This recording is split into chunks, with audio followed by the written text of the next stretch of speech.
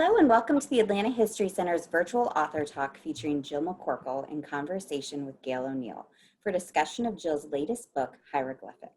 I'm Kate Whitman, Vice President of Author Programs and Community Engagement for the History Center, and I'm glad you're joining us this evening.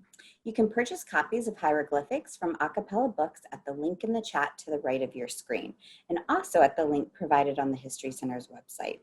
As Jill and Gail are talking, please submit your questions via the Q&A feature at the bottom of your screen, and Gail will get to as many of them as time allows. Jill McCorkle's first two novels were released simultaneously when she was just out of college, and the New York Times called her a born novelist. Since then, she has published 6 novels and 4 collections of short stories, and her work has appeared in Best American Short Stories several times, as well as the Norton Anthology of Short Fiction. 5 of her books have been New York Times notable books, and her novel, Life After Life, was a New York Times bestseller. She's written for the New York Times Book Review, the Washington Post, the Boston Globe, Garden and Gun, the Atlantic, and other publications. She was a Briggs Copeland Lecturer in Fiction at Harvard, where she also chaired the Department of Creative Writing. She's currently a faculty member of the Bennington College Writing Seminars and is affiliated with the MFA program at North Carolina State University.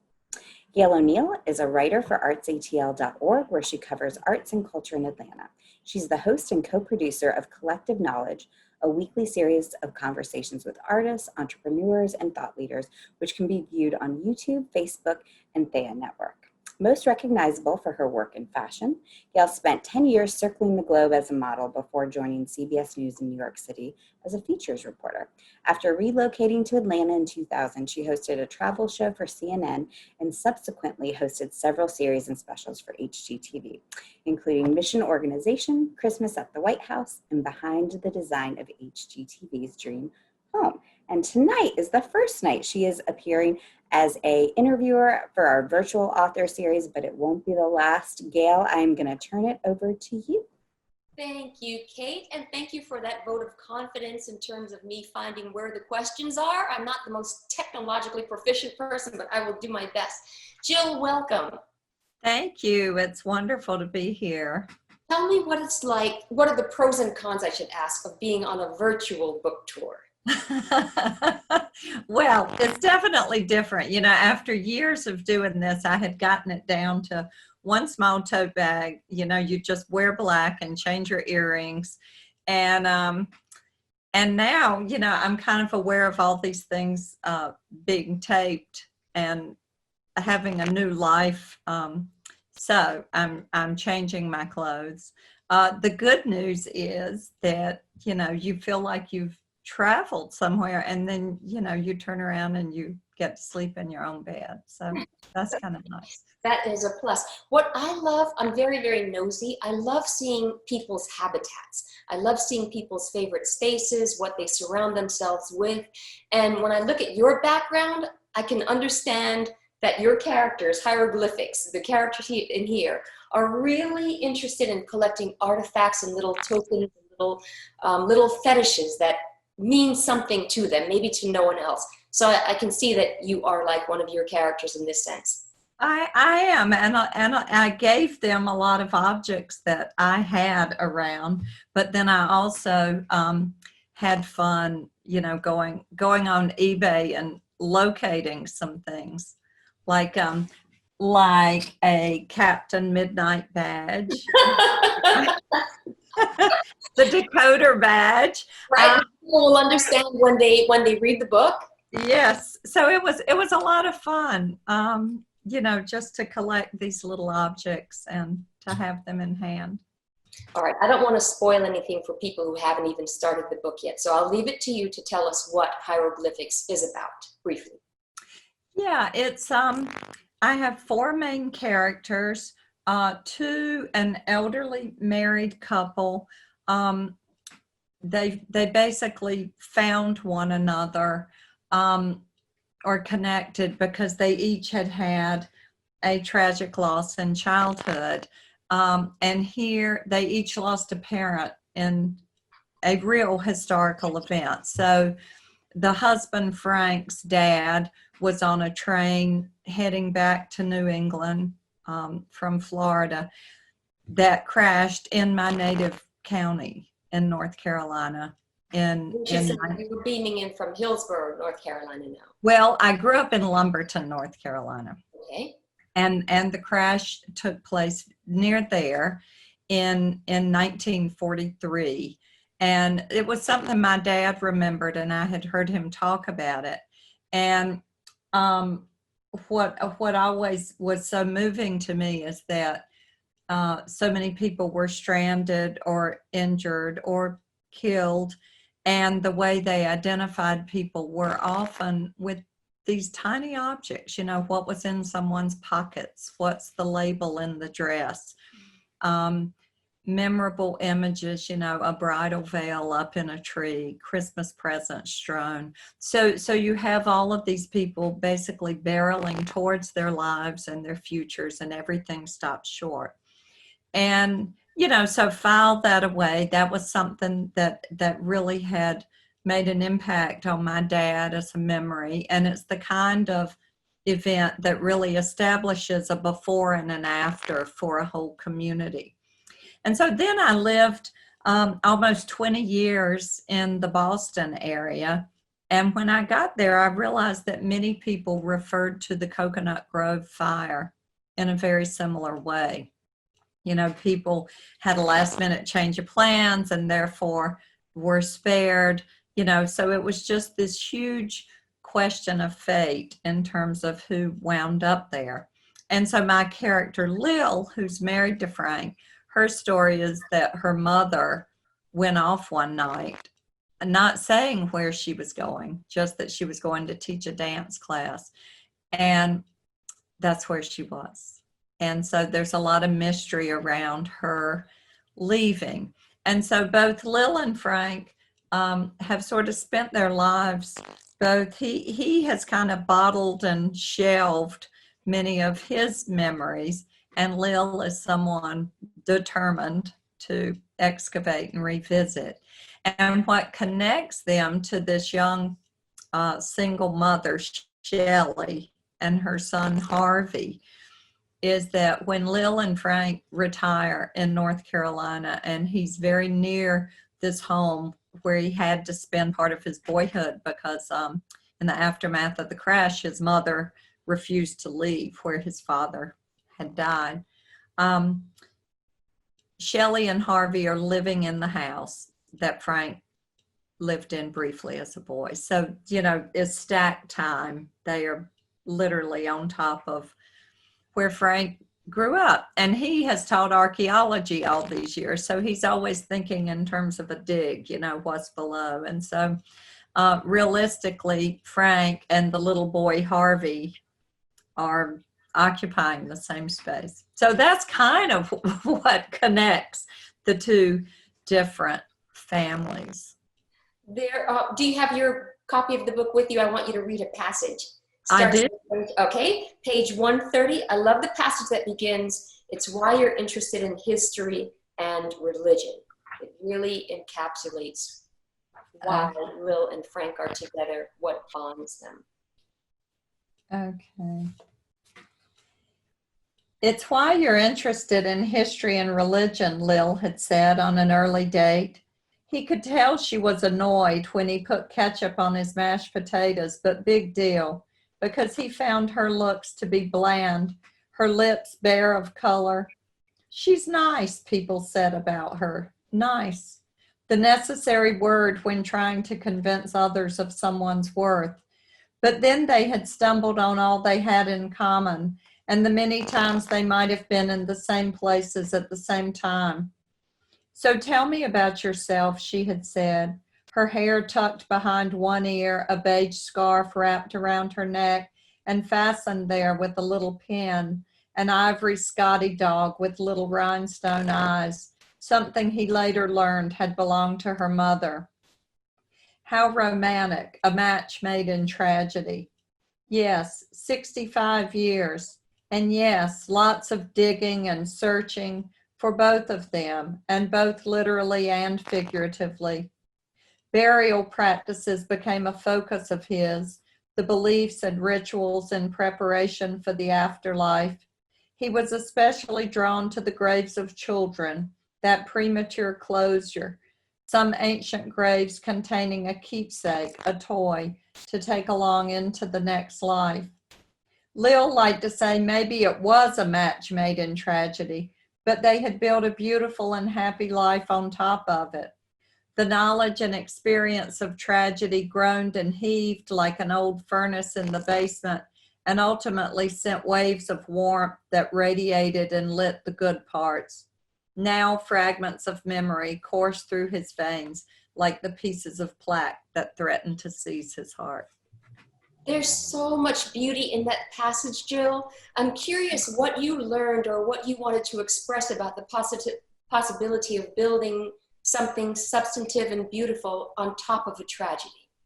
Is that something you'd given a lot of thought to, or is it one of those things that just revealed itself to you as you were writing the novel? You know, I think it revealed itself, but as we were saying earlier, you know, I think a lot of my work is about second chances and not just dismissing something that has failed. I like the idea that there can be something broken or failed or wrong, and that there's room in life to correct it and try again and repair. From Frank's listening to the radio about Captain Midnight, this old radio show of the 40s, and one of the ads they always have is about, you know, tell dad to get his oil changed. It's better to prepare than to repair. And so there's a lot about that kind of repair, I think, when it can be done. And then, of course, there are the obvious repairs that can't be made, you know, in the aftermath of losing someone. So what you're left with is what can they make of those memories? And so I think in many ways it is a novel about memory and what we do leave behind, and all the little bits and pieces of us that maybe no one would understand if we haven't explained, you know, this kind of shorthand we have in life. I mean, we have nicknames for loved ones. We have little secret jokes.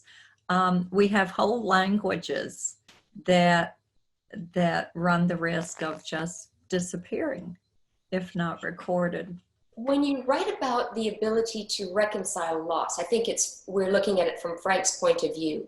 And he talks about how in my day, people didn't talk about emotions. We didn't have the internet, there were not chat rooms, there were not support groups to work through your grief.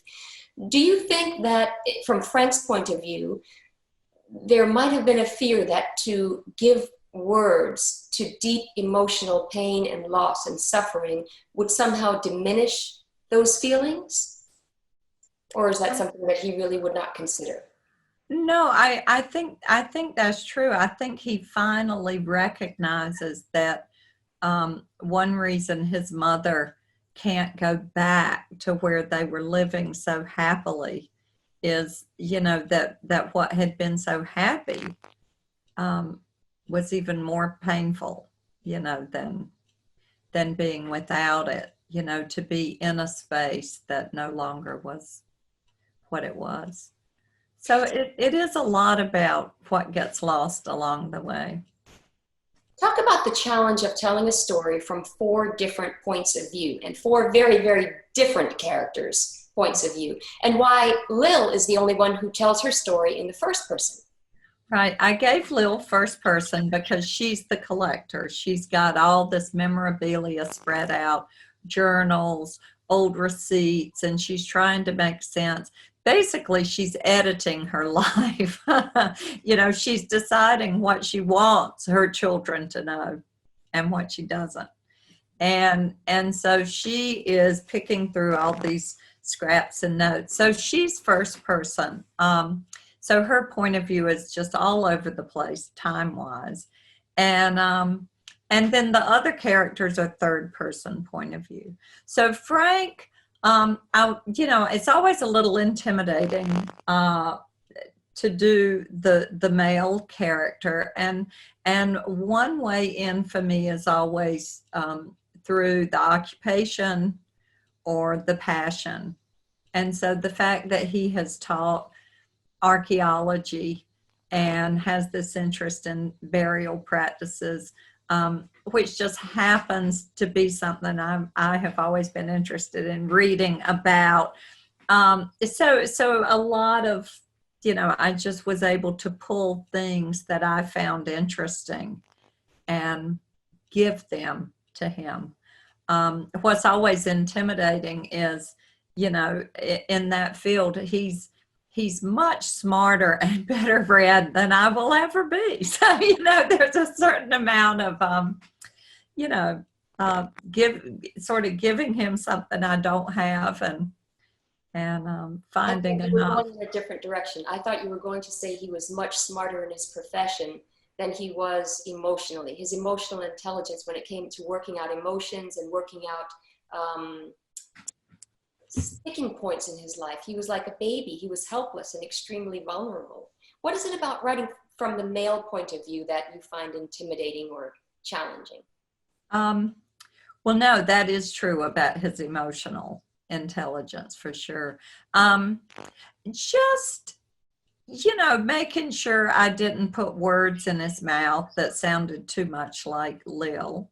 And, so I would have to go back and sort of tweak the vocabulary. I'm not thinking of anything right this minute, but, I just, I sort of, I won't say roughed it up, but I stripped it of the adornments that Lil might have put in, or the extra descriptions. No embellishments. You mastered that, because Frank was very cut and dry and Lil was more flowery and then Shelley's kind of at loose ends. So I always, it's fun to have that kind of loose cannon character on the page, because you're not quite sure what she's going to say, and she's very upset, and so her mind is sort of, like a super ball in a chamber. She's just all over the place, and so that was fun. Every now and then, I always like to have a character who can do a rant. And sometimes, depending on what's going on in the world, I'll just do a rant myself, and I'm like, oh, whose mouth will this come out of? I really hadn't thought about the rant until you mentioned this. We won't give it away to readers, but now I know exactly what you're talking about, and it comes from a very unexpected source, doesn't it? Yes. A defining moment in Shelley's life happens when she's very young, and her big brother tells her, "Don't beg, Shelley. Never beg." And then you repeat that phrase. So I thought, oh, there's something here that Jill wants us to hold on to and understand. Mm-hmm. What was that? What did he mean, and how did it shape her? What did it mean to her? I think when he was saying that to her in relation to their parents, that was his way of saying, be strong. Don't get pulled in. Don't get beaten down. Be your own person. Yeah. He gives her the money, to get books on paperback order day. And so he really is solicitous in just enough ways that I think he establishes something positive for her. And she's growing up in something that's not very positive. Mm-hmm. What you just said about pulling on something reminded me of one of my favorite metaphors in the book. Lil says, people either turn away and close the door on the catastrophic thing, or they turn and embrace it, as I did, knowledge and understanding feeling like the rope that can pull you up and out of the pain. Next time I'm in pain, I will think about that. Jill, that's such a hopeful way to look at what could bury us. How did that metaphor occur to you? I think that Lil is an optimist. I think I personally am an optimist, or I, it's a tricky balance to stay hopeful, and also be a realist. and I am a realist, you know, so the goal is always to perch somewhere between not denying reality and what is frightening and the negative that could happen, but to still somehow hold on to hope or possibility for change or something better. You know, I'm that, you know, pile of manure and I'm looking for the pony. You're looking for the pony? I'm looking for the silver pony, yeah, in this pile. But you know, I guess at the end of the day, it keeps me afloat. I think it kept Lil afloat. And there's a lot of life that could be missed. I'll say it that way.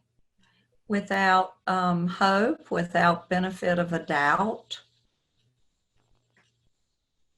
a second chance, maybe. Yes, absolutely. Before reading your book, if I'd heard the word hieroglyphics, I'd automatically go to ancient Egypt. But now the book made me realize how modern humans, I guess, throughout history have always had a desire to leave some kind of documentation, some kind of evidence that we were here and we mattered. And you show this in a variety of ways in the book. So I have a few-part question here. Why the title? What do hieroglyphics mean to you? And were there other book titles swimming around in your head for this novel? You know, normally I have a lot of titles and a working title. This time I had this title in my mind the whole time. And then I spent one really scary weekend when the publisher thought, that might not work for a Google search. And I panicked because I could not think of anything. And I made lists and lists.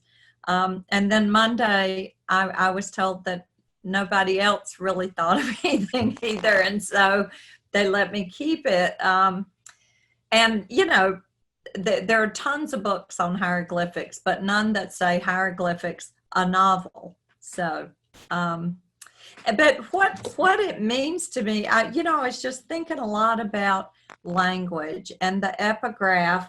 The epigraph has the word. It's a word that I'm aware we don't see that often out of context of Egypt, except there was a horse named Hieroglyphics that won a race in Saratoga the other day. Somebody sent me a picture. Oh, wow. That was prescient. Do you want to read the epigraph? What? Do you want to read the epigraph? Yes. Okay. It's from Carl Sandburg's poem, Languages. Languages die like rivers, words wrapped around your tongue today and broken to shape of thought between your teeth and lips, speaking now and today, shall be faded hieroglyphics 10,000 years from now. And so I was thinking a lot about language and all the different ways that we communicate with language. So Shelley's doing shorthand. Frank's got his decoder badge. Harvey's trying to write in Klingon. So I'm aware of all this. But then I also started thinking about objects that tell a story. You know, Lil teaches ballet. So ballet tells a story without words. And we have objects in our life that tell whole stories without words. And a great inspiration, and I gave this memory to Lil, was about a dozen years ago. I had the wonderful opportunity to teach a class in Florence and fell in love with the Foundling Hospital there. And, you know, for 600 years there it's been in the big wheel where people would put a baby and wheel a half circle. And of course, this beautiful display. What does that mean, to wheel a half circle? I've never heard that expression. It's a big wooden wheel, and they would wheel it and to leave the baby in this place. Okay. And so you see cases of all the little tokens and objects that were sewn into the baby's clothing. And of course, by way of those objects being there, we know the happy ending of reuniting did not happen, right, because that object is there. And it was so moving to see it all, and to just be aware of how each of those little, very different personal objects, they were all saying the same thing. They were all saying, I'll be back. The same way that, you know, every bit of graffiti or a hand in the sidewalk, or, you know, it's, I was here. So we have all these ways of marking our passages and leaving promises, whether they're fulfilled or not. And then for the person left behind, at least in your novel, there's always a longing to be reunited, even if it's not possible, because the person with whom you want to be reunited is no longer walking this earth. So in a sense, all four of your characters are in a kind of purgatory. What is it about that interests you as a writer, or just as a person moving through the world? Well, because I think that I am someone who has always said I would hate to be in purgatory, you know, that I might choose to like go down to the basement before I would want to sit around and wait for a long time. And so, but they are all in that place. And to my mind, it's a very disturbing place, you know, to be in the midst of that kind of turmoil and trying to figure out your path. And they're all in very different places. You know, Lil, I think, is very sure-footed, and I like to think she's sure-footed because she's someone who does examine and think about it all. And you know, Frank has compartmentalized, but now is being forced to look at it. Shelley has just run and slammed every door behind her. But you sort of know that that can only last for so long. And then little Harvey is 6, you know, so you know, basically he has the upset of his dad having left. But otherwise, I mean, his world is the future. By the same token, Harvey he seems to be carrying the heaviest load of anyone, because his hobgoblins have not come true. They're all in his mind, his imaginations of things. He's a catastrophist. He's a 10-year-old catastrophist. Is it burdensome to write a character like that, Jill? Before, I should tell people who are watching that before the Zoom chat started, you said if there were a recurring theme in your novels, it's these characters who you kind of throw in the water and you hope they'll be able to swim to safety. But when you cast them in the water, you don't know whether or not they'll make it. So let's focus on Harvey. Is it emotionally wrenching for you to write about a little boy who is so consumed with the things that can go wrong? Yes, and the only way I was able to do it was to find the balance with Harvey, and again, in finding his voice, it was all about his passions, you know, and what he's interested in, and he's interested in some very sweet things like the world's tiniest horse and the world's oldest turtle, but he also, from his older brother, sort of knows about the Menendez brothers and Lizzie Borden, and he sort of knows every horrific North Carolina, you know, legend and ghost story from this older brother. And he's kind of fine in the daytime, but, you know, when night comes, he's struggling. And he was born with a cleft lip, and you know, until age 5, I tend to think that, you know, he was just happily existing. And then, of course, other people made him aware of his scar. And the awareness of others and that attention has his way of solving his problem is he has a whole collection of masks and fake mustaches, so you've got this little kid who almost always has a handlebar mustache going. Yeah, it's like everybody has a protective shield, and the handlebar mustache, he has a variety of them, as you say, is Harvey's little protective shield. I wonder if we should go to questions. Jill, do you want to choose a question, or shall I? Sure. Are there questions? Let's see. There's one in the queue. Hey, Jill, how has the pandemic and the state of the world affected you and your writing process? Have you learned anything about yourself in isolation? Oh, I love that. Thank you, Teresa Weaver. Oh, Teresa Weaver. Hi, Teresa. Oh, I wish I could see you. And now the inquiring minds want to know, who's Teresa?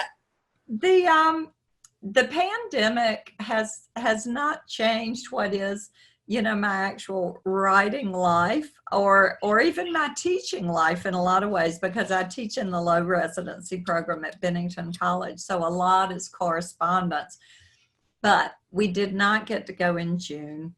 And at the end of a long writing day, I would normally look forward to, go do the river walk here in town where there would be a lot of people on a beautiful day, or my favorite thing, if I have put in the hours and feel like a guilty pleasure, my favorite thing is to go to the movies just right in the middle of the day, and I really miss the movies. And mainly I miss being able to be with friends, hugging my children.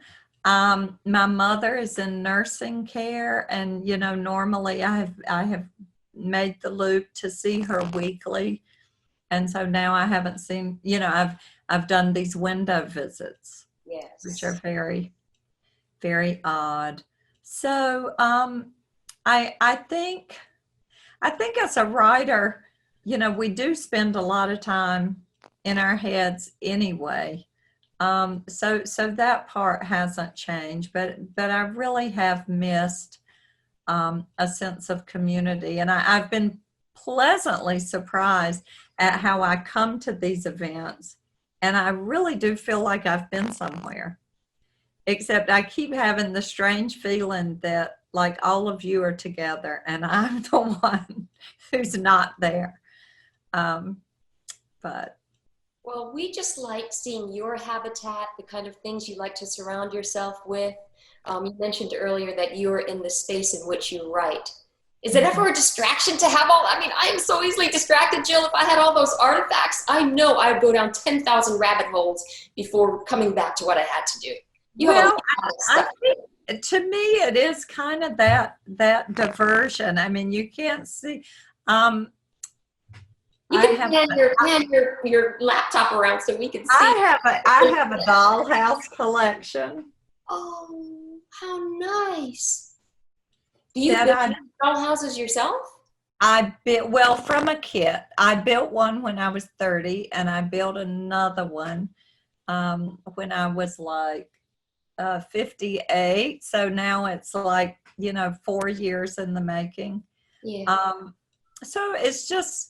I've always I like little things, and there's a lot. I think building a dollhouse has a lot in common with writing a novel. So, so I just sort of move back and forth. Tell us how writing a novel and building a dollhouse are similar. Might work tomorrow. Yeah, I mean, you're trying to figure, you put together the main shell, and then the really fun part is just all the intricate little details that go in each room. You come straight out of the chute, out of college. You published 2 novels back to back, or I guess simultaneously. And the New York Times calls you a born novelist. So as a born novelist, is it possible to teach students the craft of writing, of creative writing? Or do you have to be born that way? No, you can, a lot can be taught. I think it's a combination because, and I've often used the analogy of like, something like baseball, because you can learn the rules and you can learn the stance and you can practice, practice, practice. And then, eventually you have to stand up there all by yourself and swing. And so it's kind of a combination, I think, of that self-discipline and devotion. And sometimes what I have found is the inability to go there are all the ways we might trap ourselves. Being worried what somebody else would say about us or think of us if we did this or that. And so I always encourage my students to sort of clear the room of whoever is haunting them. The writer George Garrett said that to a class I took years ago. And he said, whoever it is who criticizes you, tells you what you should do, ought to do, get rid of them. And, give yourself permission to just write a draft. So I love to just sit down and work thinking, okay, and if it doesn't go well, I can burn this and no one will ever know I did it. And what, on the flip side, what cannot be taught to a novelist? Well, sometimes you cannot teach that willingness to open up.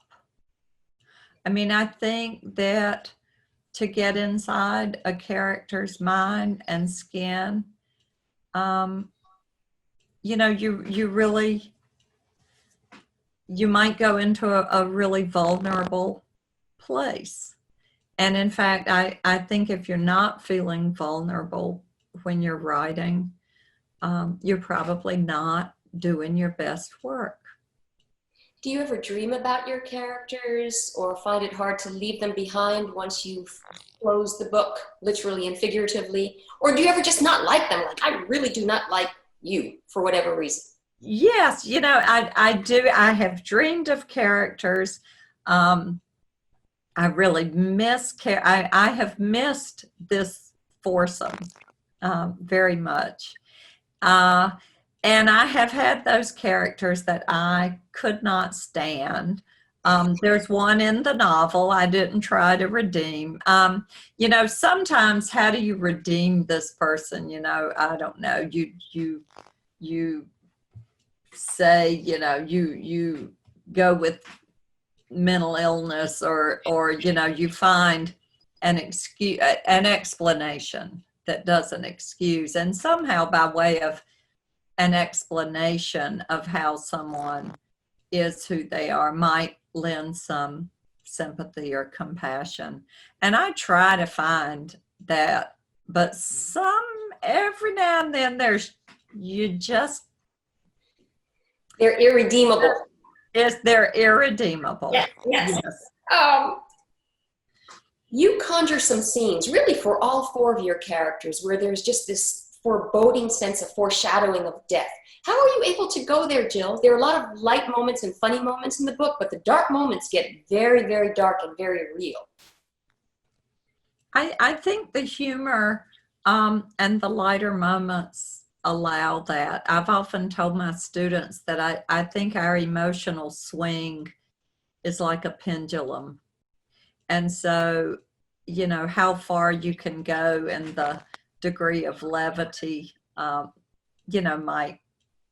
might allow you to swing fully dark in the other direction. And so I'm always trying to balance it that way, and not to overwrite in those passages. I find that sometimes in the rough draft I overdo it, and knowing that I'm going to come back and work really hard to pare it down so that the reader feels more like I've taken you to the door opened it and said, look, you know, instead of taking you in and making you look at every grisly detail or intimate detail. I mean, I'm big on the, you know, giving a reader credit for having a good imagination. And so I think if you've set everything up right and you let them peek in the window or through the door, there's nothing I could put on the page that could equal your imagined version of something. That really puts it in a nutshell how I felt reading this novel. Like I was constantly peeking in peepholes, looking at characters and looking at what shaped them and who they are and why they do the things they do. I'm curious about what's in your head while you're writing. Can you listen to music while you're writing? Do you have CNN blasting in the background? Are you able to read other novels while you're writing a novel?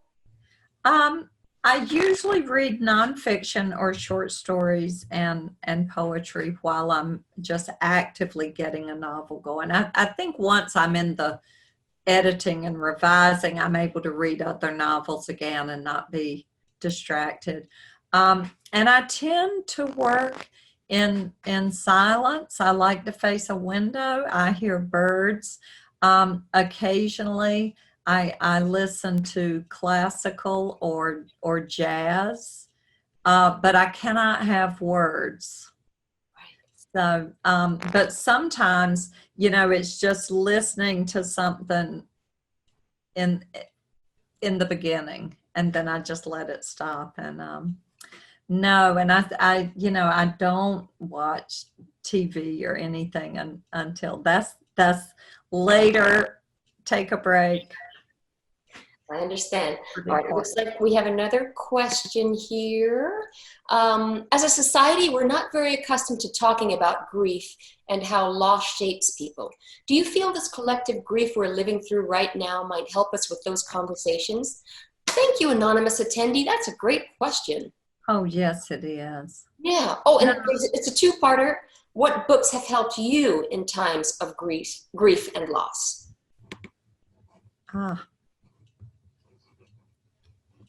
Wow. That is a great question. Yeah. I hope that there are a lot of conversations going on about grief, because I do think that, you know, we all know the emotion, and yet what makes it particular to each of us is the individual being grieved, or, you know, the time in life or the place, what is being grieved. And so to know the personal story, it's not just the abbreviated, here's the news, here are the numbers. You really have a face on it. And, you know, one book that I recently picked up, I was looking for a particular quote for a short story idea I had, and I pulled out Charlotte's Web, and I started reading it again, and I could not stop. Mm-hmm. And I thought, I mean, that is just, it's timeless, and it's, you know, it's so about grief, and there was a beautiful quote, because it was about, you know, no one knew that the kindly gray spider who had been there for everyone died alone. Yeah. And I was thinking of all these people who are not able to be with their loved ones, and, you know, and suddenly I mean, it just seems so apropos. So, yes. Yeah. To what's happening right now. Charlotte's Web. I love that. All right, we have another question here. Oh, nope, that's still anonymous attendee. Let me go to the chat room, Jill, and see what your fans are saying. Questions. Kate, how are we doing on time? Because I am notorious for running over, and I know people have to put their kids to bed. We're 7:45. 7:45. So we have another 15 minutes? I'm whatever you are. Okay. Kate says we can wrap up whenever. What kind of topics are coming up? You've done how many book talks so far? Maybe 7 since the end of Yeah. July? You are really burning through these talks. What's coming up? What's bubbling up in the minds of readers in response to hieroglyphics that's either come as a surprise to you or, oh wow, I never thought of it that way. Well, something that has been really satisfying is that a lot of people have said that reading the book made them think of their own memories and things, you know, that so, that represent different parts of life, and so that pleases me greatly. I don't know if you've read Natasha Truthaway's memoir. She was Oh, at the History Center doing a virtual talk last week, and she was talking about amazing. Memorial Drive. Yeah. I heard her read from Memorial Drive maybe 3 years ago. She read that excerpt at the swimming pool, Mm-hmm. and I just never got over. I mean, it's just such a beautiful. I mean, that reading stayed so vivid in my mind. I couldn't wait to get the book. It's a beautiful, heartbreaking There's book. one passage that stuck with me when she talks about walking by the courthouse in Decatur and the police officer, who I guess he may have been an arresting officer or one of the first people on the scene when Natasha's mother was murdered, comes to her, recognizes her, and offers her the transcripts from her mother's file. And I thought, and I even wrote to a friend, my friend Trudy is probably in on this talk. Trudy Nan Boyce is a former Atlanta police officer, a homicide detective, a crisis negotiator. She did everything. She's like a real life Christy Love. And I said, Trudy, what's the danger of dumping so much information that could bring somebody back to a horrible past that they cannot reconcile? What is the danger of that? And Trudy said something that it never occurred to me, that some people need to look deep into their pain in order to move beyond it. Other people, like moi, would rather stick their head in the sand and not see it. So what have you learned about the ways in which we cope with tragedy and hard truths by writing this novel? I think it is just what the character Lil says earlier. I mean, I think people either turn away or they turn and embrace it, and claim it. There's a real strength, I think, in claiming it. Mm-hmm. And did you come to that conclusion after writing the novel, or have you always been a claimer of truth? I think I've always wanted to be a claimer of truth. I mean, I like to think I'm a claimer of truth, but I also recognize how very difficult that can be in so many circumstances, and yet it seems without truth, you're in purgatory. And as I said, I'll take that ride to the basement before I spend eternity waiting without a choice, because I have in my mind, okay, I'll go to hell and I'll mop the floors and try to make it look a little bit better. That's your Southern Belle. So, speaking of waiting, what's happening with your students now? Are you just teaching virtually, or will you be in a classroom anytime soon that you can conceive of? Not to Florence? I don't know what'll happen in January. Everything is virtual for Bennington this term, and my work at NC State is mainly with grad students as a thesis director. So a lot of that has been one-on-one, and so the FaceTime works easily. But all right, that's good to know. I have a friend at Emory who's a professor, and he said he is so wedded to his Socratic approach to teaching that this virtual stuff is freaking him out. How will I do it? But he is not teaching students one-on-one. I wonder if there might be something freeing about being able to teach virtually. Maybe for the student, maybe the intimidation factor is gone. Maybe they're in their habitat, which makes them feel most comfortable. I'm thinking they're in their pajamas. I'm thinking about Terry Gross and how she says for her show Fresh Air, she prefers not to have eye contact with her subjects because she believes it allows them to relax and it allows her to not get caught up in their celebrity if they're a famous person or in any other the visual things that might trip us up and distract us. I had never heard that. That's really interesting. Yes. That's like analysis or something, you know, when they have. Exactly. Well, speaking of pajamas, are you only dressed for the camera from here up? Like, do you have on pajama bottoms? Are you barefoot? Are you wearing shoes inside? Actually, you know, yoga pants and flip flops and nice tops. That's the book tour. Right. Is there anything that you must wear even for a virtual book tour? Any lucky charms that you have on yourself or routines that you go through? No, you know, that's the beauty of this. I mean, I'm sort of surrounded by all my favorite things. So yeah. Well, is there anything you wanted to add that we haven't touched on? No, I just have had the best time. So thank you. Thank you. I had the best time visiting with your characters and certainly visiting with you in your beautiful writing room. Thank you so much and continued success on your virtual tour. Your carpet ride. Well, yes, good luck. And and thanks to everyone who tuned in. And I just look forward to when we can meet in person sometime. Me too, because I'm a hugger and that's what I miss most of all. Me too. Thanks for tuning in, everybody, and thank you for having us, Kate. Thanks so much. Thank you, Kate. Bye. Bye, Jill.